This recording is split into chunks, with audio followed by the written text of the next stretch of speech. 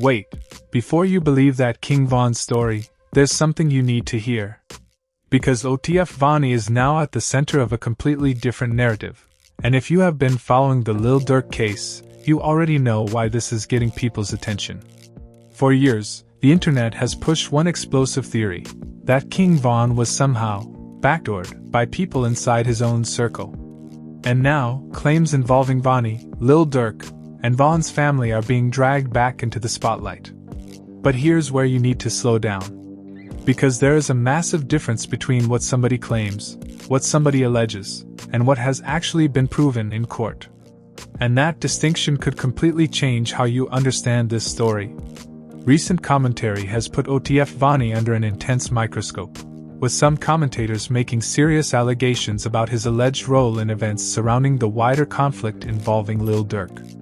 At the same time, material circulating online attributes accusations to Vonnie's father about Durk and Vonnie. Those claims are disputed and should not be treated as established facts. Now here is the part that really grabs my attention. Why is this story resurfacing right now? Because Lil Durk's federal case is moving toward trial, and prosecutors and defense attorneys are fighting over what evidence and allegations can actually be presented to a jury. Durk's attorneys have continued to maintain his innocence, while prosecutors have alleged a murder-for-hire conspiracy connected to the 2022 killing of Lul Pab, which they say was retaliation for King Von's 2020 death. So don't let somebody online tell you the internet theory is already a verdict. The real story is the collision between old accusations, new legal developments, conflicting accounts, and what can actually be proven. And once you separate those four things, this story gets a whole lot more complicated. Because the question isn't simply, who is telling the truth? The question is, which claims can survive when the internet rumors are stripped away and the evidence is put under a microscope?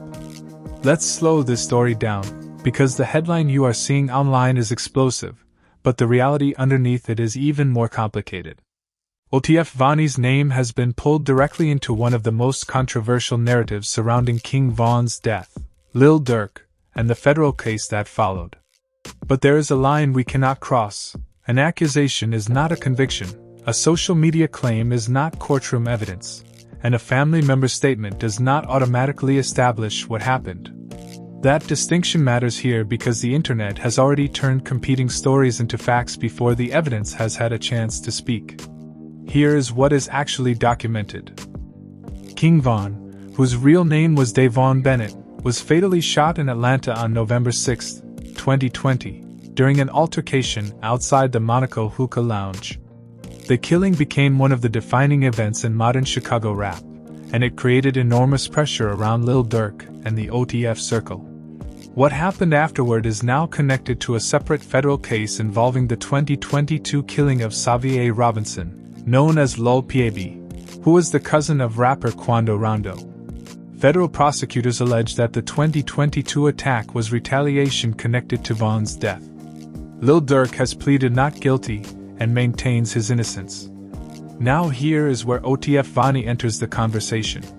Vonnie, whose legal name is Kayvon London Grant, was charged alongside other OTF associates in connection with the alleged 2022 murder-for-hire scheme.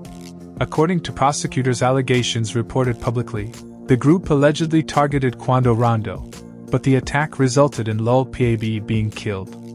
That case is not the same thing as proving who was responsible for King Von's 2020 death. Those are two separate events, and connecting them requires evidence, not simply a timeline that looks suspicious on social media. But the reason this story has exploded again is a claim attributed to Vonnie's father. In 2025 reporting, his father publicly alleged that his son was involved in arranging both the killing of King Von and the later killing of Lul Pab. Those are extraordinarily serious allegations, and they remain allegations. There has been no court finding establishing that Vonnie orchestrated King Von's murder. That is the line separating responsible reporting from internet speculation. And now comes the twist. There is another narrative circulating in hip-hop commentary that points in the opposite direction. Some commentators have argued that Vonnie could actually be positioned as a central figure in the federal case while claiming that Lil Durk had less knowledge or involvement than prosecutors allege. A 2026 Vlad TV interview with Trenches News promoted that theory, describing Vonnie as the alleged mastermind and suggesting that the case could become much more complicated if co-defendants cooperate. But again, that is commentary, not a judicial finding. This is why you should be careful when someone tells you, "The truth has finally come out." No. What has come out is a collection of competing claims, allegations, legal filings, interviews, and theories that people are trying to connect. The actual test comes when those claims are examined against admissible evidence. That is especially important because Lil Durk's federal case is now approaching trial, with prosecutors alleging a murder-for-hire conspiracy and the defense continuing to challenge the government's case. Recent reporting shows Durk's lawyers have also argued that prosecutors changed or expanded the case significantly before trial. And that timing is exactly why this story is getting so much attention. The closer the case gets to court, the more every old interview, leaked message, family accusation, and online theory gets dragged back into the conversation. People want one clean explanation for King Von's death and everything that happened afterward. But real investigations are rarely that clean. One event can produce multiple motives, multiple relationships, and multiple people telling completely different versions of the same story. So when you hear the claim that OTF Vonnie and Lil Durk didn't kill King Von, understand what that sentence actually means.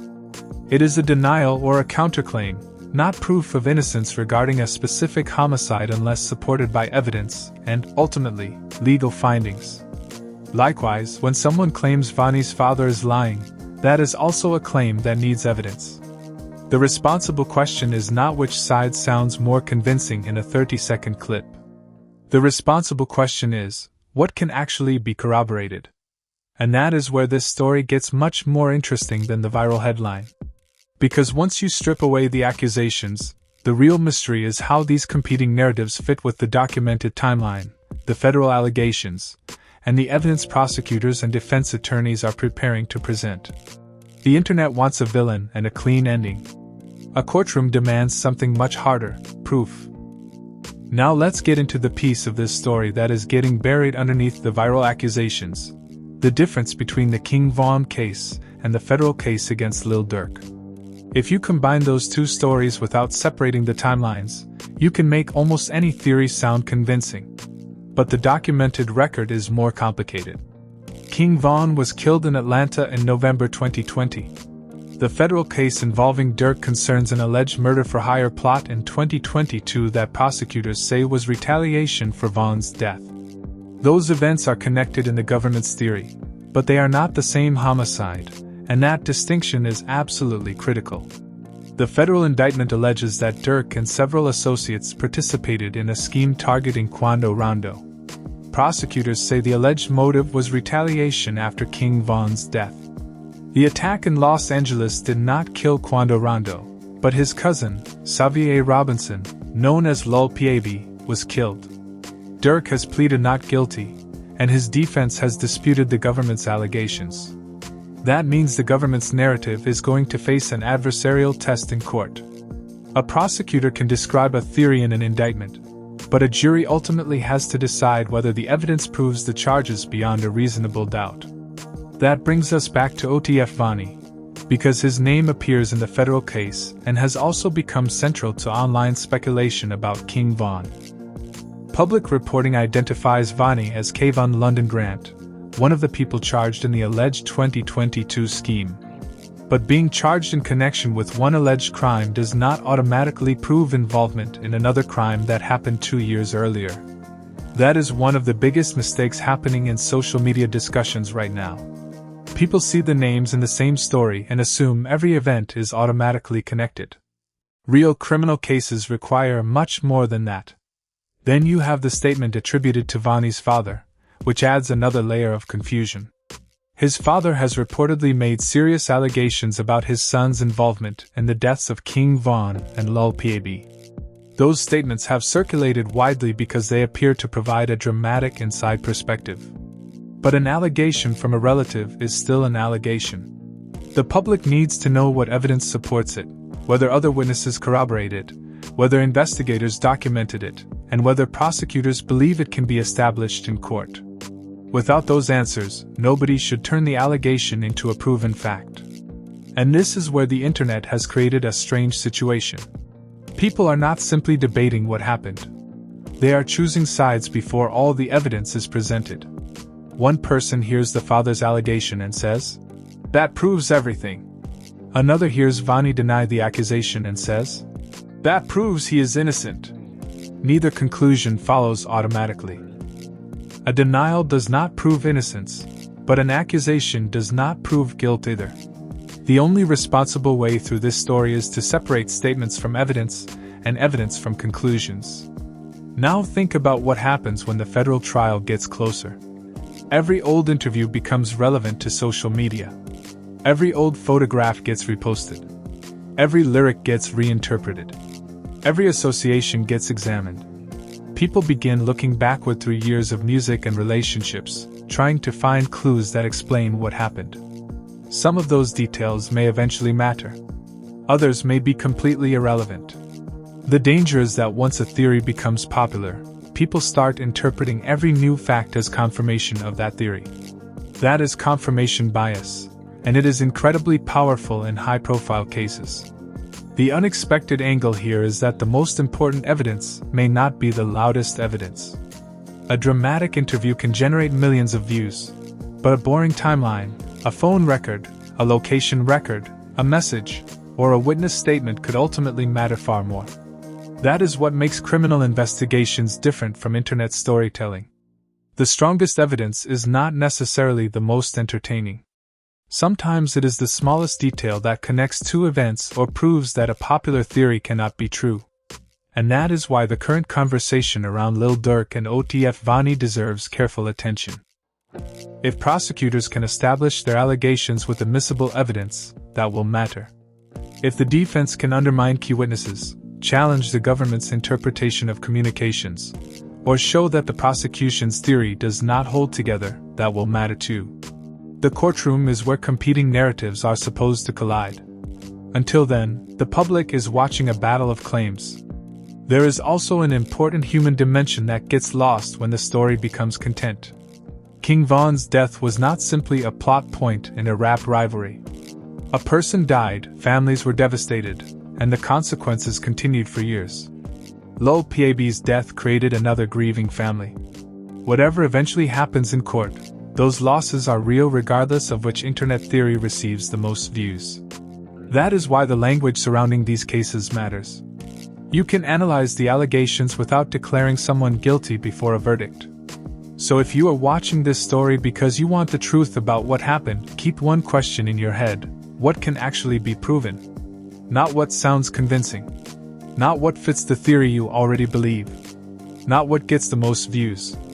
What can be corroborated? What can be authenticated? What can survive cross-examination? Because once this case moves deeper into the courtroom, the difference between a viral accusation and evidence is going to become impossible to ignore. Now this is where the story gets even more complicated, because the upcoming federal trial could force people to separate several narratives that have been blended together online for years. The trial is currently scheduled to begin on August 20th, 2026.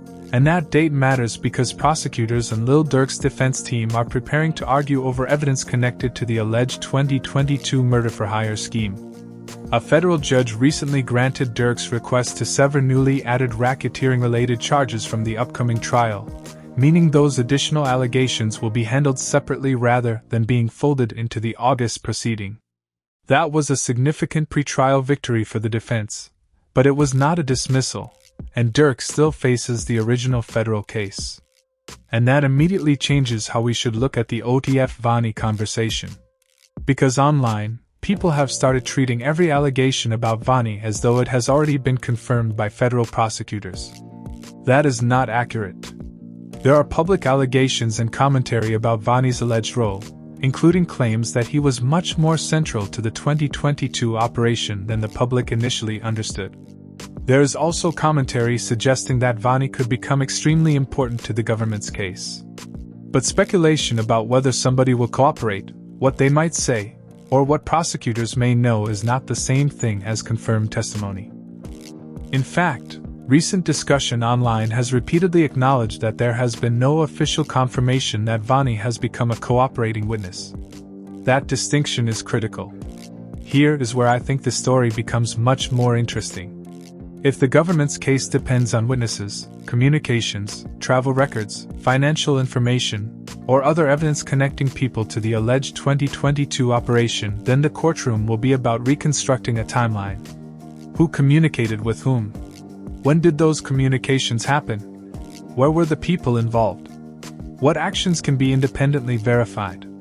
What evidence connects a particular person to a particular decision? Those questions are much more important than a viral interview where somebody confidently explains what they believe happened. And there is a reason the timeline matters so much.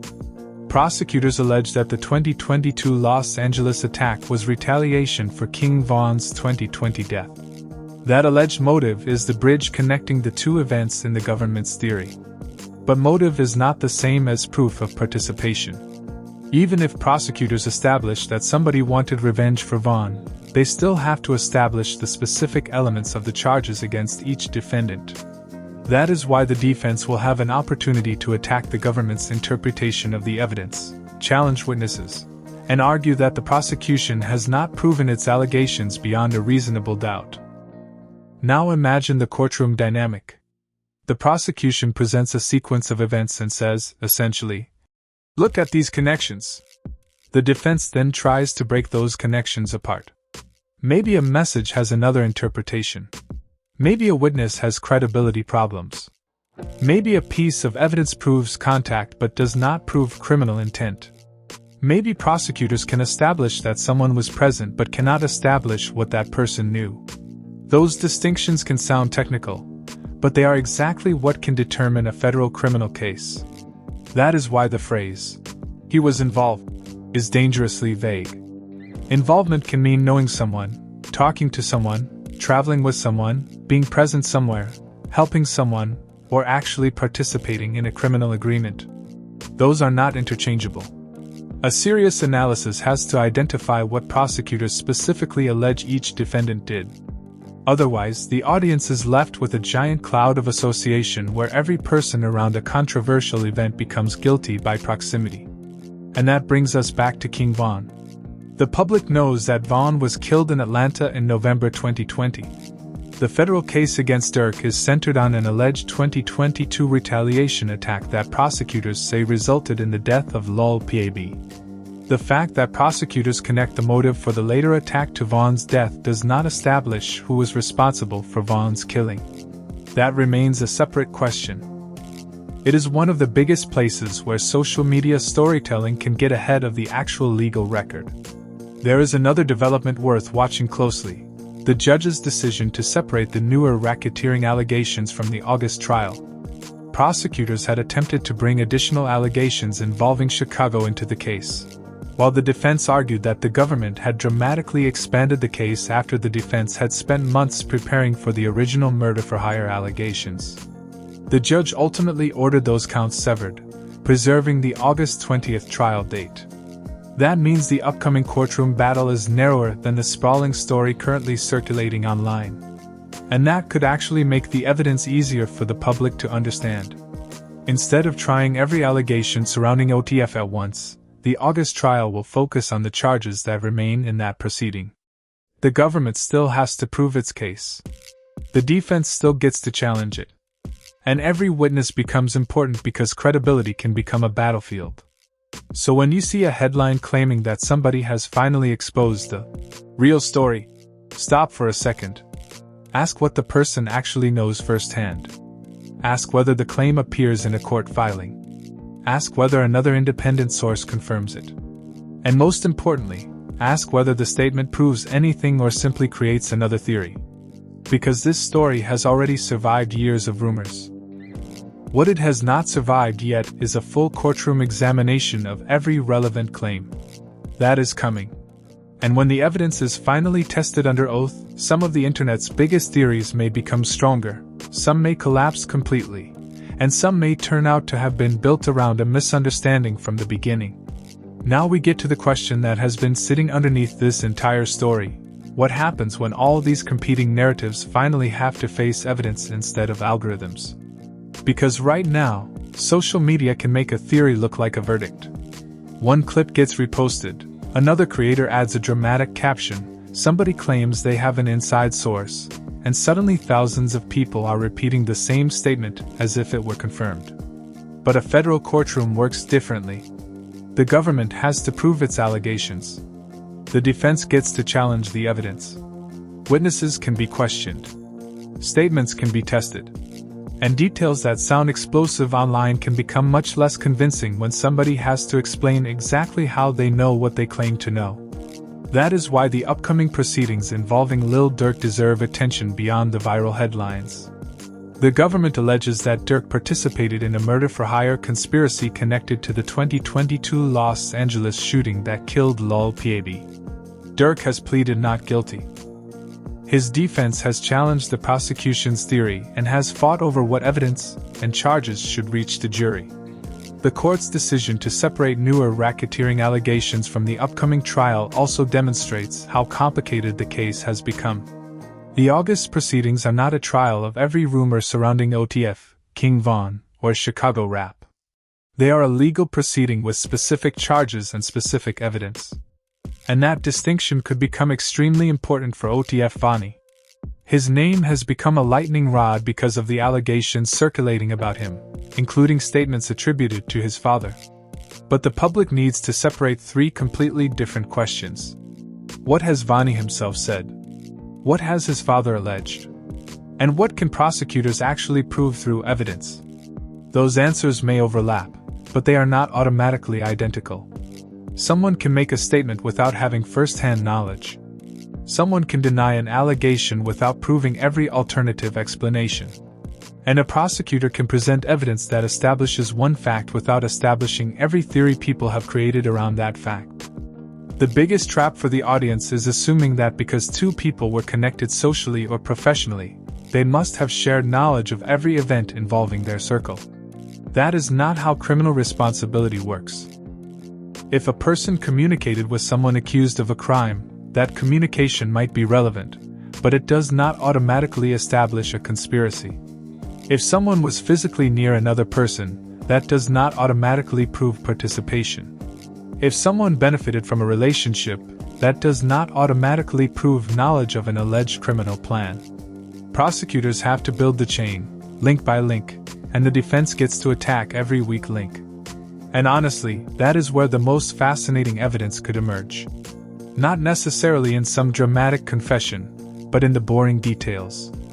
Phone records, location information, messages, financial transactions, travel records, surveillance footage, witness testimony, metadata, the timing of communications, the sequence of events. Any one of those pieces might look insignificant by itself, but together they can create a timeline. Or they can destroy one. That is why serious investigators care about corroboration. A story becomes stronger when independent evidence points in the same direction. This also explains why I would be very careful with the phrase, King Von's killer. King Von's murder in Atlanta in 2020 is a separate homicide from the 2022 killing of Lil Pab. The federal government's theory says the later attack was motivated by retaliation for Von's death. That alleged motive does not automatically establish who killed Von, who ordered his killing, or whether anyone named in the later federal case was responsible for the 2020 homicide. Those questions require their own evidence. If somebody online collapses those two timelines into one sentence, you should immediately ask what evidence connects the specific people to the specific event. There is another reason this matters for Lil Durk. His public image, his music, his friendships, and his history can all become part of internet narratives, but a jury is not supposed to convict someone because a story feels believable. The government has a burden of proof. That burden is high for a reason. Criminal punishment can take away a person's freedom for years, so the evidence has to establish guilt beyond a reasonable doubt. That does not mean allegations should be ignored. It means they should be tested. And if OTF Vonnie's name becomes more prominent during the legal proceedings, expect the internet to move extremely fast. A single courtroom statement could become a headline within minutes. A witness could mention a name, and suddenly social media could turn that mention into a claim of guilt. But a witness mentioning someone is not necessarily proof that the person committed a crime. Context matters. What exactly was said? Was the witness describing first-hand knowledge? Was the statement corroborated? Was it challenged by the defense? Did the judge allow the evidence for a specific purpose? Those questions are not exciting for an algorithm, but they are essential for understanding the truth. So the real story is not simply whether Vonnie is telling the truth, or whether his father is telling the truth. It is whether either narrative can withstand independent verification. That is the standard that matters. And if the evidence eventually contradicts a popular internet theory, then the theory needs to change. If the evidence supports an allegation, then that evidence deserves serious attention. Either way, the audience should be prepared for something important. The version of this story that dominates social media today may look very different once every claim has to survive evidence, testimony, cross-examination, and a judge. Because that is the moment when this stops being internet drama and becomes history being examined under oath. The question is no longer who has the most convincing story. The question is who can prove theirs. Now I want to hear from you, because this story is nowhere near as simple as the viral headlines make it sound. We have competing claims, serious allegations, a federal case, and years of internet theories colliding at the same time. But there is one question I want you to answer honestly. What do you think the evidence will ultimately show? Do you believe the allegations surrounding OTF Vonnie are being misunderstood? Do you think his father's statements deserve more scrutiny? Or do you believe the federal case against Lil Durk could reveal information that changes the way people have viewed the entire story surrounding King Von's death? Drop your opinion in the comments, but give me more than a one-word answer. Tell me what specific claim you believe deserves the most attention and why. I want to know what you think before the courtroom has the opportunity to answer some of these questions for us. And remember, there is a major difference between saying, "This is alleged," and saying, "This is proven." That distinction matters, especially when real people, real families, and potentially decades of freedom are involved. So if you are following this story, stay with the evidence. Question everything, but do not turn speculation into fact just because a clip goes viral. If you want more breakdowns that go underneath the headline and separate the confirmed facts from the allegations, hit the like button. Subscribe to the channel and turn on notifications, because as the federal case moves forward, new courtroom developments could completely change the conversation.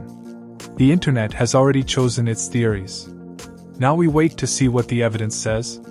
And when the testimony, documents, and courtroom arguments start putting these competing stories under pressure, that is when we may finally discover which claims can survive, and which ones collapse the moment somebody has to prove them. So stay locked in, because this story is not finished. The next chapter will not be decided by a viral post. It will be decided by evidence.